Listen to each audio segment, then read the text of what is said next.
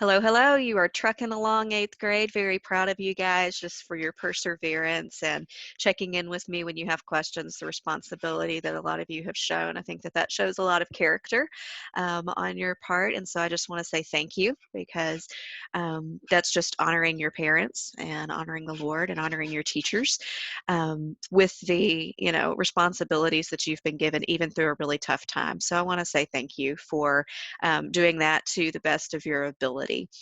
I'm going to go over today's work and today's grammar that you're going to turn in, and then also over the chapters that you were supposed to read yesterday. So your TS and supports, I was able to look over those yesterday, and I put some feedback. So don't just look at the grade because I just did a completion grade. What you really need to look at is the feedback that I put there. And obviously, if there's questions, something doesn't make sense, okay, contact me. Okay, communication's a little different when we're not right there able to talk to each other. So you're not wrong. You're not bothering me if you need to ask me a question. Okay, and again, if the LMS doesn't come through, sometimes it's delayed. You can send me an email. That's fine as well.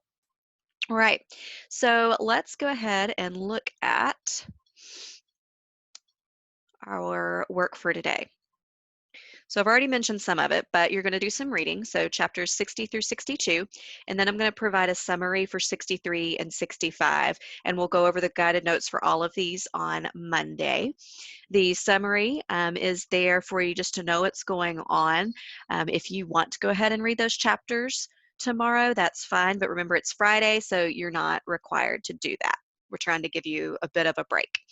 All right, so weekly grammar is due today. We'll go over that in a minute. So make sure you have a checking pen or that you are ready to, download the PowerPoint and use it to help you to check your work digitally.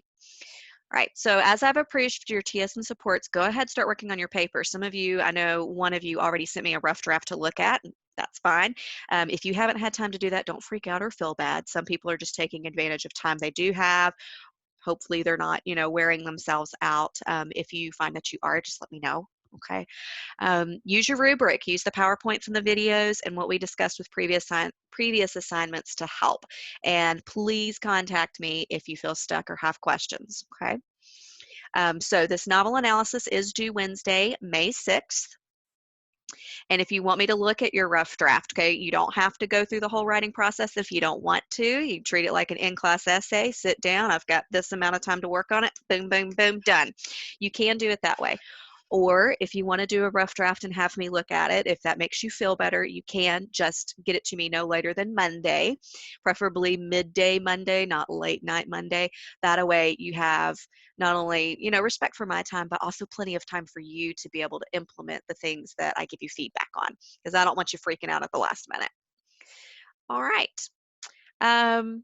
So that's that. Let's go ahead and I am going to switch real quick to the answers for our weekly grammar. And I'll also have this posted up. So if you're like, Miss Carrier, I don't need you to talk about it, I just need to compare and see how I did, ask any questions I may have, then you can skip to the next part and just use the handout to help you. All right. So just a quick note again, so good is an adjective. So we can say the pie is so good, predicate adjective there. Or we could say, the good little boy helped his sister, something like that. That's describing.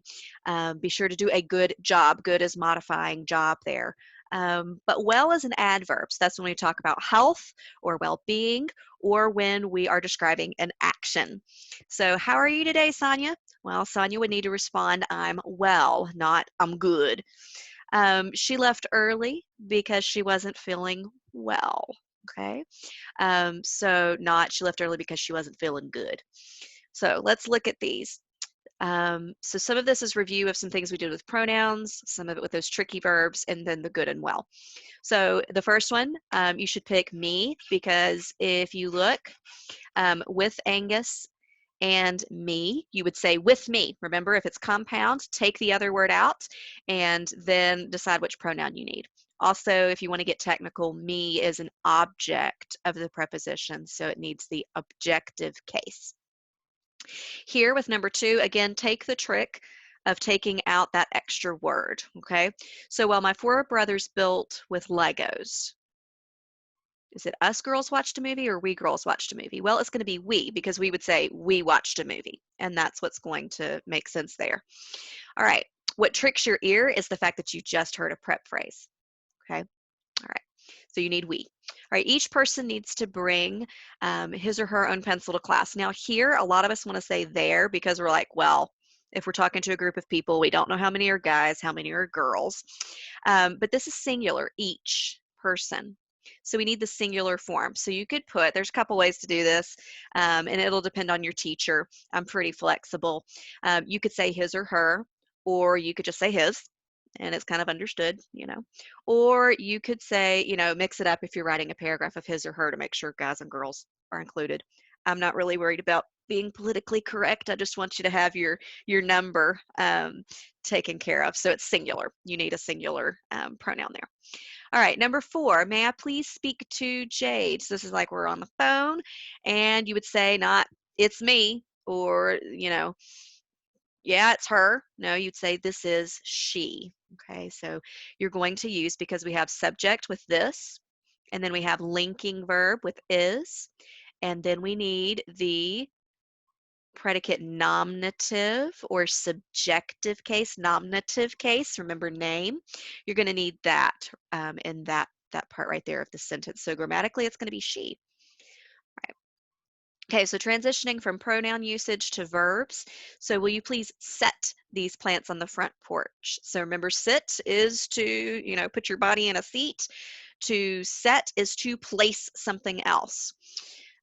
Sit is going to not have a direct object. Set is going to have a direct object. So set what? Set the plants. Right. Every morning as the sun rises, Dad makes a pot of coffee. Okay, so to go up is to rise. To lift something, that's to raise. So you raise your hand, okay, but you rise from your chair. All right, Lucas's dog lies in the dirt hole all day long. Now, we would be tempted to say lays, but actually, it's not. I know it's kind of weird. Lay and lie is one of the really hard ones a lot of people debate. Um, Thankfully, if you get stuck when you're writing a paper, you could also Google it and find out. There's a lot of grammar websites if you forget, or use a handbook. But lies is reclining, and so the dog he's lying down. He's reclining. Lay is when you are placing something. So you would lay the baby down for a nap, but you would lie down for a nap yourself. Right. Declan went to bed early because he wasn't feeling well. Okay, so we don't say, I don't feel good. Okay, he wasn't feeling well. Then mix this cornmeal really, how are we going to do it? How's an adverb question? So we're going to say well. And then Angus did a really good job. Good is describing job. What kind of a job? Adjective. So you need that one there. Okay. All right. Let's go back to Count of Monte Cristo. So we have, and I know some of the chapters I doubled on this week, so thankfully I've got the timestamps where you can skip around for what you need, or if you just needed to hear it again, um, you've got it. It's kind of hard sometimes doing all of these lessons ahead of time, and then um, I forget what day it is. All right, so chapter 58. What happens when Andrea tries to escape? So we pretty much mentioned this yesterday when we were talking about characters, but he is able to get out of town and stay in a hotel under a false name. So at first it's going well for him, but he gets caught and he's forced to try to escape through the chimney, and I'm going to be cheesy, he's not as lucky as Santa Claus. When that doesn't work, he goes down the chimney of another room and finds Eugenie and Luis trying to run away. So the girls have gotten a hotel, they're hunkered down, running away from mom and dad and all the boys they want them to marry so they can go pursue art. And what do you know? They end up having this burglar man come down their chimney. And who is it? Oh, I was supposed to marry you. And you've killed somebody. That's great. So they call for help and he is arrested. And then, of course, they're caught in their escape plan. So it doesn't quite work for them to take their nice trip to Italy. All right, so chapter 59, Valentine. So remember, she's been poisoned, but it didn't kill her because her grandfather was giving her the small doses to try to build up her immunity. And then, you know, Maximilian runs to the count and is like, listen, you know, she's dying, she's being poisoned. And so the count after at first thinking, psh, it's Villefort's child, what do I care? It's God's justice. But Maximilian declares his love, and the Count's like, I'm being a jerk. And so he decides to go and help Valentine. So what he does is he enters her room and he empties her glass into the fireplace, because he knows that something's in it that's not good. So what happens is she learns that someone's trying to kill her. Okay, she's finally actually conscious now, and the way that she's conscious now is that the Count gives her medicine to revive her, and then he's like, okay, here's what I want you to do. You're going to pretend to be asleep, and I want you to watch what happens. Madame de Villefort enters, and she sees, Valentine sees what Madame de Villefort is doing, messing around with her glass and things like that. So the Count then talks with Valentine. He's like, look, here's how we're going to save your life, okay, and save you and Maximilian and let you all be together. I'm going to give you a pill. It's going to make you appear to be dead. So he kind of pretends to be, he's going to do like Friar Lawrence, only it's going to actually work.